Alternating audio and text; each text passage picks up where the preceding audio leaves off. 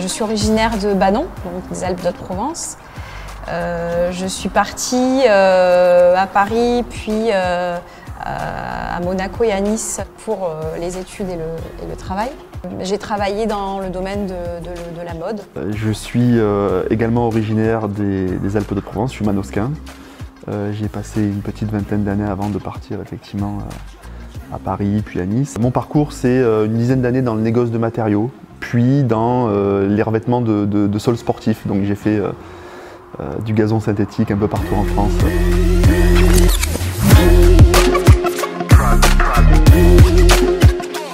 Moi, c'est plus le marketing, la stratégie et le design en fait. Puis en général, Virginie, elle voit, elle dit ce qu'il faut faire, et moi j'essaie de le faire. Voilà. La mayonnaise a pu prendre vraiment grâce à ses qualités managériales hors pair. Je suis assez d'accord.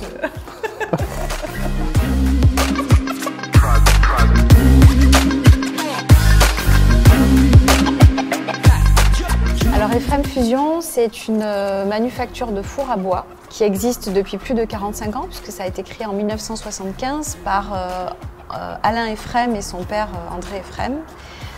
Ils ont mis au point des kits à base de béton de terre volcanique. Notre projet de reprise, en tout cas, ça a été de reprendre, de moderniser l'ensemble du site et de la société et d'accentuer nos parts de marché dans le professionnel.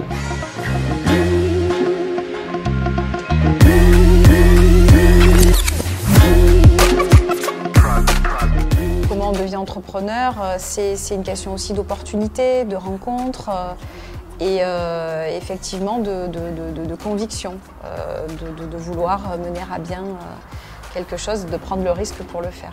Je pense qu'il faut une vision déjà, c'est-à-dire qu'en fait il faut des visions à plusieurs niveaux, plusieurs échelles, une capacité à gérer rapidement, efficacement et de manière polyvalente. Donc une vision, je le disais, un projet et puis du courage.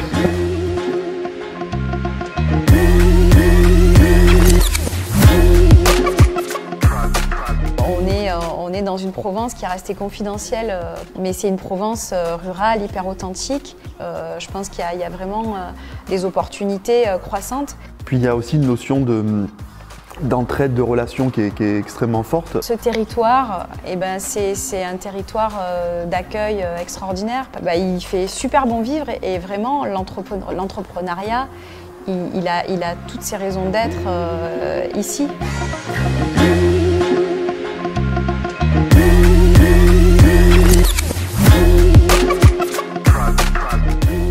Mais notre plus grande fierté, c'est qu'on a vraiment des gens qui sont motivés, avec qui on travaille. On est vraiment une équipe, quoi. Et ça, c'est super important. On rencontre du monde, on embauche des gens. La boîte faisait un certain chiffre d'affaires, avait 5 ou 6 équivalents temps plein. On est à peu près 2 fois plus aujourd'hui. C'est probablement la plus grande fierté.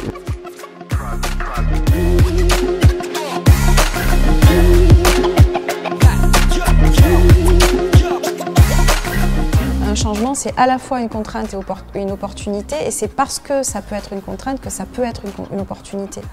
En général, une contrainte, ça pose un cadre, je trouve, hein. Non mais je trouve. Et du coup, ça nous permet d'être, ça nous demande d'être créatifs et d'être innovants. Après, c'est vrai que la vitesse à laquelle les changements s'imposent depuis 3 ans, dû aux divers événements, complique les choses. On se rend compte que les difficultés peuvent arriver d'un point de vue santé, médical, technique, social. Enfin, il y a vraiment divers sujets. En ce moment, on gère un sujet d'inflation extrêmement fort. Donc on travaille à la répercussion la plus faible sur nos produits, enfin, on a ces opportunités, mais ça exige de passer en revue l'ensemble du process de fabrication et du fonctionnement de la société pour être au top dans tous les... Voilà, donc ça impose une exigence extrême dans ces temps-là, quoi.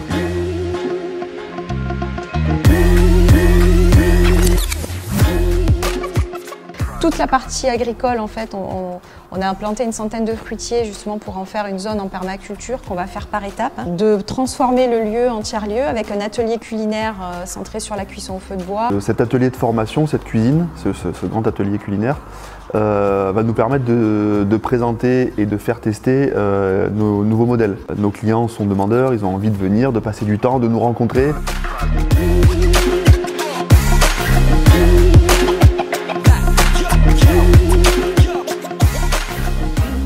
La montagne de Lure, parce que j'ai découvert, notamment avec le musée Artemisia, qu'il y avait une formidable biodiversité, quasiment unique. C'est pas Lure, moi c'est peut-être les petites routes par lesquelles je passe quand je viens bosser en vélo le matin, et ça suffit.